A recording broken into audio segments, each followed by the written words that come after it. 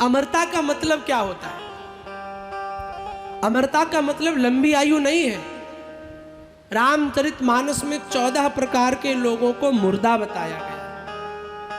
अगर इसमें से कोई गुण आपके अंदर है तो आप मरे हुए हैं, और अगर कोई इसमें से दुर्गुण नहीं है तो आप अमर हैं। कौन कौन? पहला, कौले काम वस कृपिने विमूढ़ा, अति दरिद्र अजस अति बूढ़ा। पहला मुर्दा कौन? कौन कामवश, जो उल्टा चले। कौल का मतलब पूरी दुनिया एक तरफ और उसका ताना बाना एक तरफ। है?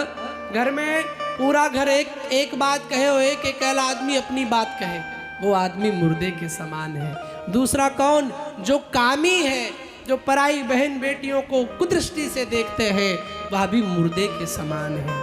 तीसरा कौन? जो कृपिन यानी कंजूस है, लेने के नाम पे आ जाए तो सबसे पहले झोली फैलाता है, और देने के नाम पे आ जाए तो अंगूठा दिखावे, वो मुर्दे के समान। उसके बाद में अति दरिद्र। अब अति दरिद्र का मतलब गरीब नहीं, दरिद्री कौन है? असंतुष्ट दरिद्रोवा, जो अपनी जिंदगी से संतुष्ट नहीं है, वह व्यक्ति अति दरिद्र है। एक फ्लैट बन गया तो सोचता है 2 और हो जाए, 2 बन गए तो सोचता है 4 हो जाए, अभी भगवान ने कुछ दिया नहीं, 4 हो गए तो और, यानी जिसके जीवन में डिमांड कम न हो, जिसकी अधिक इच्छाएं हैं, शास्त्र की दृष्टि में वो मुर्दे के समान है।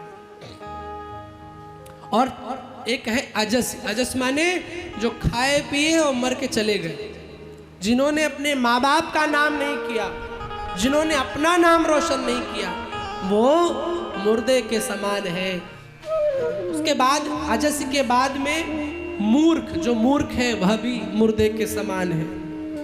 जो रोगी हो, सदा रोग वश, जिसके जीवन में हमेशा रोग बना रहे। रोग मन के भी होते, केवल तन के नहीं, मन के रोग।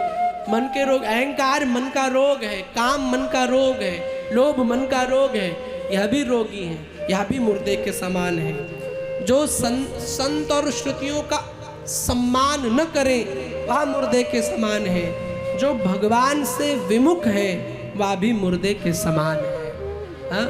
जो श्रुति और पुराण को नहीं मानते वह भी मुर्दे के समान है।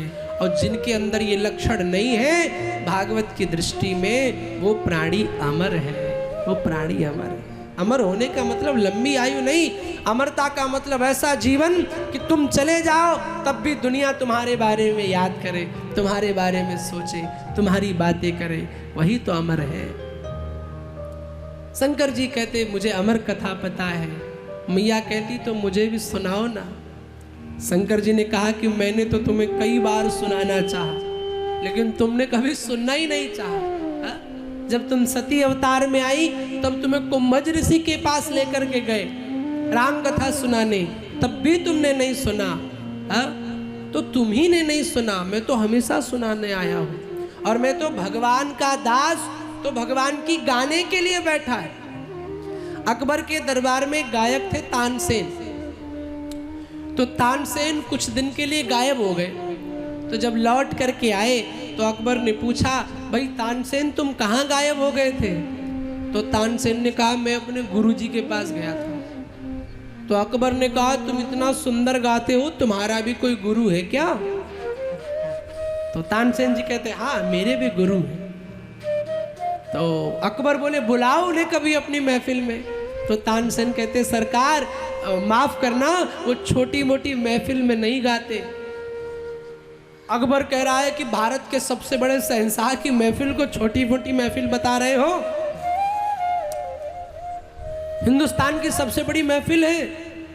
तो तानसेन ने कहा नहीं सरकार, वो एक ही महफिल में गाते हैं जो दुनिया की सबसे बड़ी महफिल है, और वो महफिल है मेरे बांके बिहारी सरकार का भवन, मेरे बांके बिहारी सरकार का दरबार। इससे बड़ी महफिल दुनिया में कोई नहीं हो सकती।